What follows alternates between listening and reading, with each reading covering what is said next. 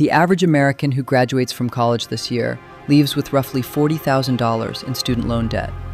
That's the federal average, not the worst case, not the for-profit school horror story, just the average, the middle of the road. Now here's the second number, the one you actually need to sit with. The average starting salary for a recent college graduate in this country isn't the $70,000 you see in headlines. That's the projected number for top-tier hires in engineering, computer science, and finance. The actual average, what a typical college grad is earning right now in their first job, is about $50,000 a year.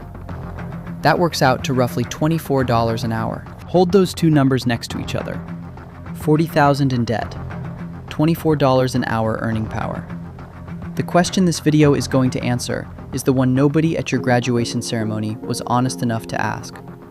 How long does it actually take to pay that off? The official answer, the one the loan servicer will hand you in a welcome packet, is 10 years. Standard repayment plan. Federal student loan interest rate of around 6.5%. Plug those numbers into the math and you get a monthly payment of roughly $450 every single month for 10 straight years. Now let's translate that into something a 22-year-old can actually feel. At $24 an hour, you have to work nearly 19 hours every single month just to cover your student loan payment. Almost 3 whole full-time shifts. Worst part is, this isn't even going to rent or any of the other things adult life requires you to fund. 3 shifts a month, every month, for 10 years, working purely to pay off what you thought was a good idea. This is the math nobody graphs for high school seniors when they're picking colleges. It gets worse when you look at it as a percentage of your actual take-home pay. After federal, FICA, state taxes, and the rest, that $50,000 salary lands in your bank account as roughly $3,200 per month. The $450 student loan payment is about 14% of that. Standard financial advice says housing should consume no more than 30% of take-home, transportation around 15%, food around 12%. Add 14% for student loans, and you've already spent over 70% of your paycheck before you've bought a single thing you actually wanted. That math leaves you with under $1,000 a month for everything else. Health insurance copays, car repairs, birthday gifts, saving for a house, investing, living. The math doesn't work. And that's the version where everything goes right. Only about 40% of student loan borrowers pay their debt off within 10 years. The rest, the majority, take between 10 and 25 years. The reason is simple.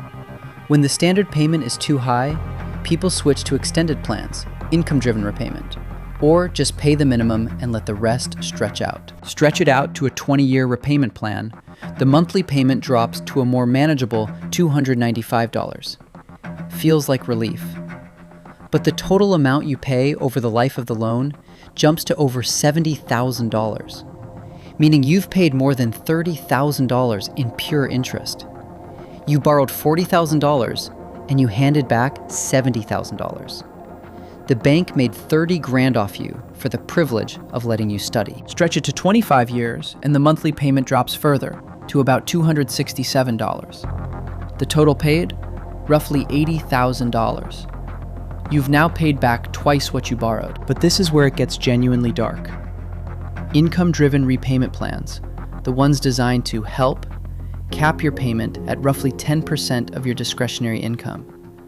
For someone earning $50,000, that comes out to about $225 a month. Sounds great, right? Lower payment, more breathing room. Here's the trap. At 6.5% interest on $40,000, you're accruing about $215 in interest every single month. Your $225 payment is barely beating the interest. Your principal is going down by about $10 a month. $10. At that rate, it would take you over 300 years to pay off the loan if interest didn't compound, which it does. In practice, your balance grows. You make payments for a decade and watch the number go up. This is not a glitch in the system. This is the system.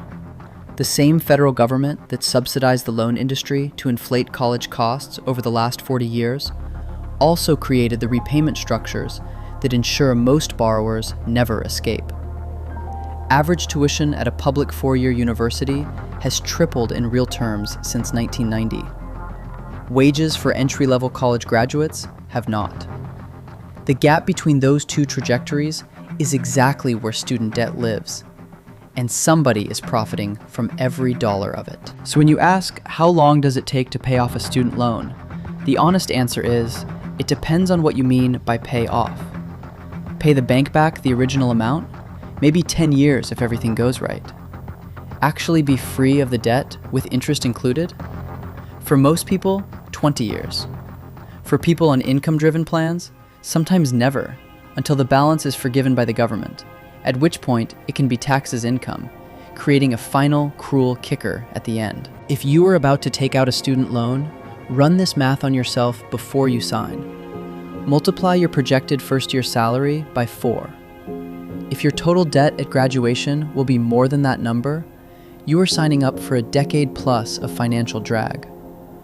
Look at the actual starting salary for the field you're entering, not the dream salary, the median salary. Use that to calculate what 14% of your take-home will feel like every month.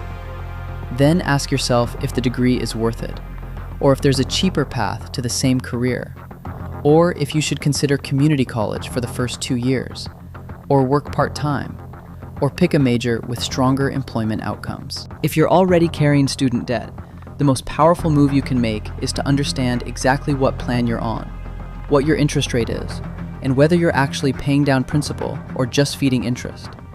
Most borrowers don't know. Most servicers don't volunteer the information. You have to go look. This is not the video your school counselor showed you. It should have been. Subscribe and turn on notifications, because the next one in this series is going to break down exactly how to get out of student debt faster, the strategies that actually work, the ones to avoid, and what the new federal repayment rules taking effect in 2026 mean for you. You were sold a degree. You deserve to understand what it actually costs. We'll see you in the next one.